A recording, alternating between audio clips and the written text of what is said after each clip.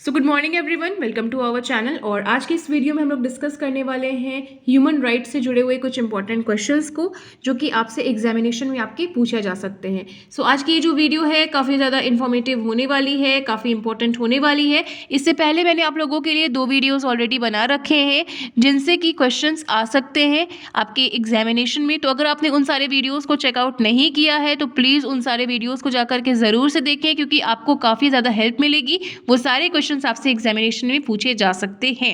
Now moving towards आज की इस वीडियो में हम लोग कुछ इंपॉर्टेंट क्वेश्चंस डिस्कस करेंगे वापस से, जो कि एक्सपेक्टेड है कि इस साल आपसे पूछा जा सके और प्रीवियस ईयर आपसे पूछा जा चुका है।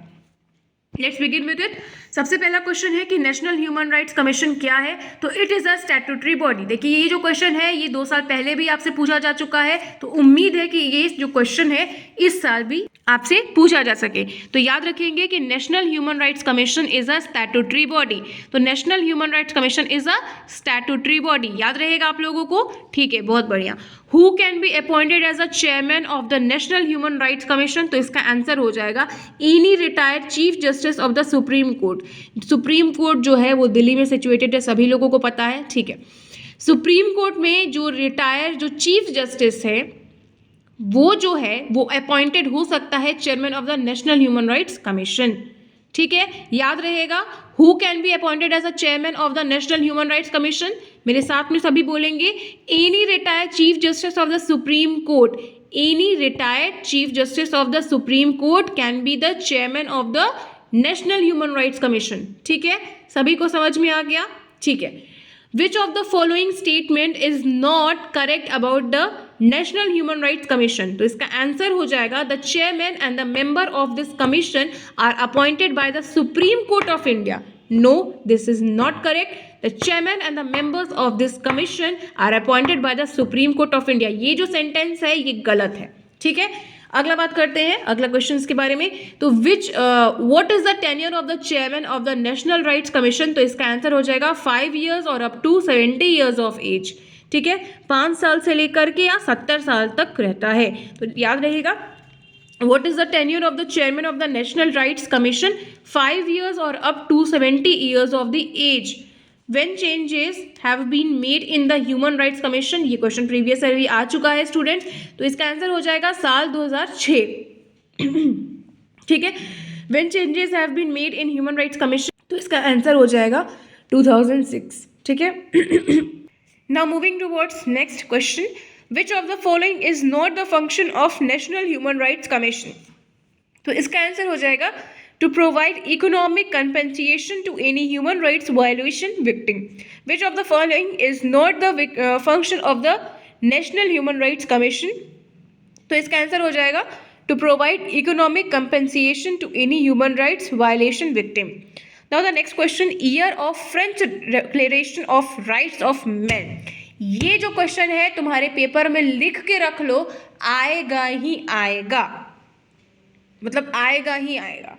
ठीक है, year of French declaration of rights of a man जो है ये 1789 में आया था। और याद रखना मुश्किल भी नहीं है, याद रखना 789।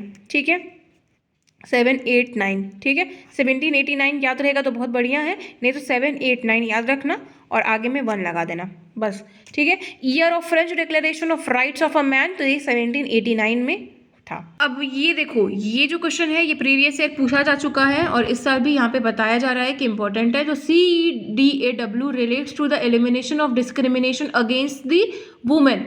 CEDAW relates to the elimination of the discrimination against the woman. मेरे साथ सभी बोलेंगे CEDAW relates to the elimination of discrimination against the woman. Very good.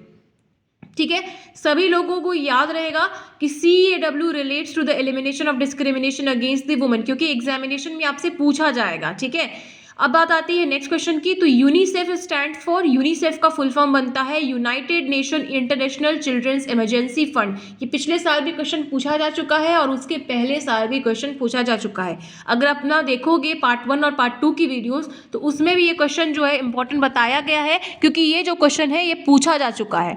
तो UNICEF stand for united nation international children's emergency fund. United nation international children's emergency fund, UNICEF. ठीक है। The protection of human rights act the protection of human right act in India was enacted in the year, तो 1993 में ये enact हुआ था, ठीक है।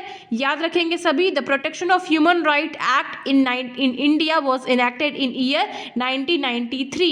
Year सभी को याद रखना होगा। तुम चाहे तो कोई भी क्रिकेटर का बर्थ ईयर 1993 से जोड़ो, तुम चाहे तो कोई भी सेलिब्रिटी का जोड़ो, याद तुमको रखना है कि तुम्हारा किस तरीके से करेक्ट हो पाएगा 1993। The protection of human right act in India was enacted in year 1993। याद रहेगा सभी लोगों को। चलो बढ़िया है। नेक्स्ट वीडियो में हम लोग और भी क्वेश्चंस डिस्कस करेंगे। इसी के साथ जय हिंद, वंदे मातरम।